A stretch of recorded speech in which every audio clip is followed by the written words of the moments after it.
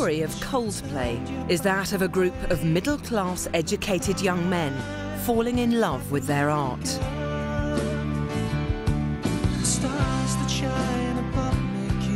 At such a young age, they have already produced 2 epoch-defining albums that will stand the test of time. They're really catchy songs. They've got great hooks and great choruses, and that's, you know, that's a great song on the radio. It's a kind of like, oh, it's Coldplay, I'll turn it up in the car, and that's a winning song.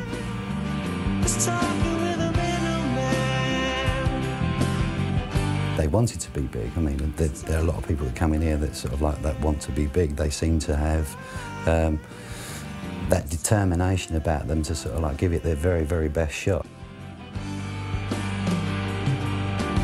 So many times you read about bands cracking America in the music press, and actually when you read it, they've gone into number 85. Well, that's not cracking America. Top 5 Billboard is cracking America, and stadium shows is cracking America. Coldplay have already done that.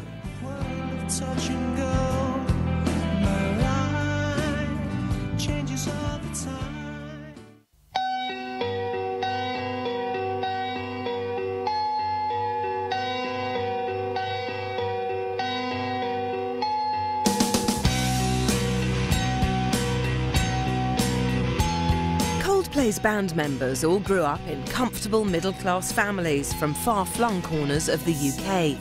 And all 4, Guy Berryman, Johnny Buckland, Chris Martin and William Champion, had happy, untroubled childhoods.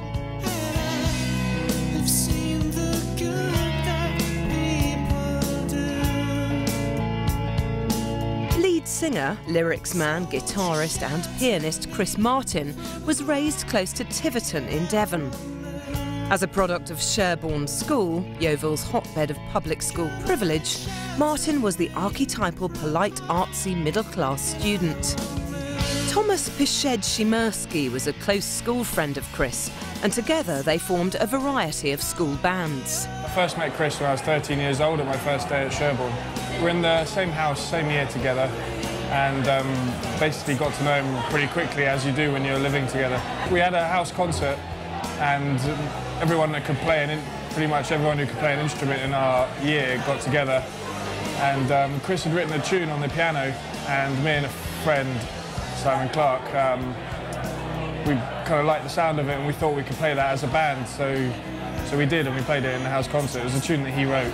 He could come up with words and put them to a melody really easily. His music tastes were quite... I think Elton John at the time was his biggest influence, so that's why he still does a lot of singing and playing the piano. He would quite often change the song, change the lyrics and change the format. I remember one band practice which we were actually recording. I think I've got a recording of it somewhere, where at the end he changed the last verse completely, and you can just hear everyone going, "Oh, for fuck's sake, Martin, what did you change that for?"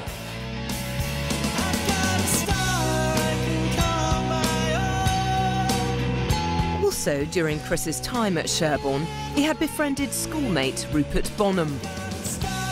Chris was a warm-spirited guy that, you know, people, I think, yeah, you could trust him, and he's the sort of guy anyone could go to. And, you know, he did definitely have time for people, and he had a good sense of humour as well. He was always up for a laugh and pranking around. He was very outgoing, and definitely the entertainer of the year.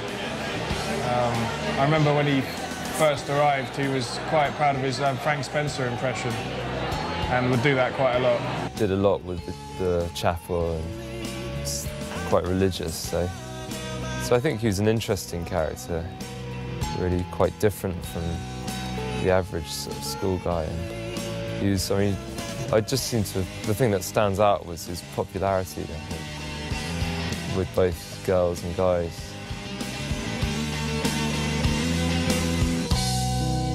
Everyone knew that he was going to go far from quite a young age, and winning stuff like the music competition and various awards in London, and he was often sort of pulled out to play in front of the school.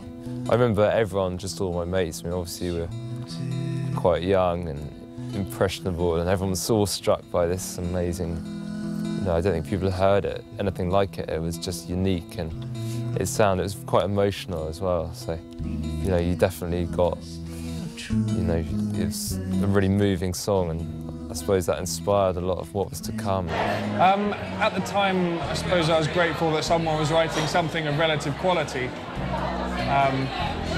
We would make it a bit heavier than he originally had written it. Chris entered a few competitions. One was sponsored by Phil Collins in London, and he came away with the top prize for that. His early style was quite different from how he sings now. It's definitely evolved into his Coldplay.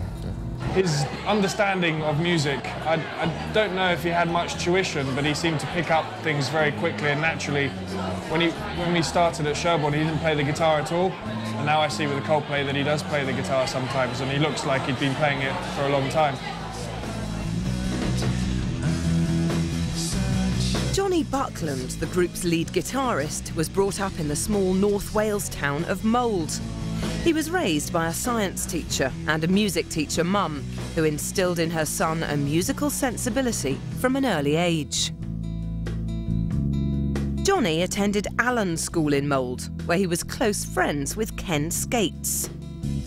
When we started at Mold Allen High School, Johnny's brother had already been there for 3 years, and he had taken up music, he had taken up the guitar, and he was excellent. He used to play the guitar on the school bus, more coming home than in the morning. But so Johnny went there with his brother already established there, keen on music and very, very good.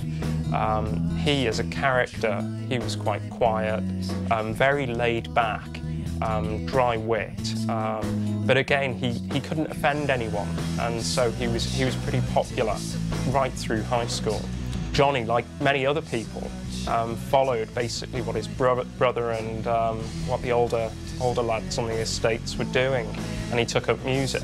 And then that followed on into classes, and he took up music at A-level, where he was really good at composing music, and so there was a gradual feed into playing the guitar, but I think it could have been predicted from the way that his brother took it up and the other lads did.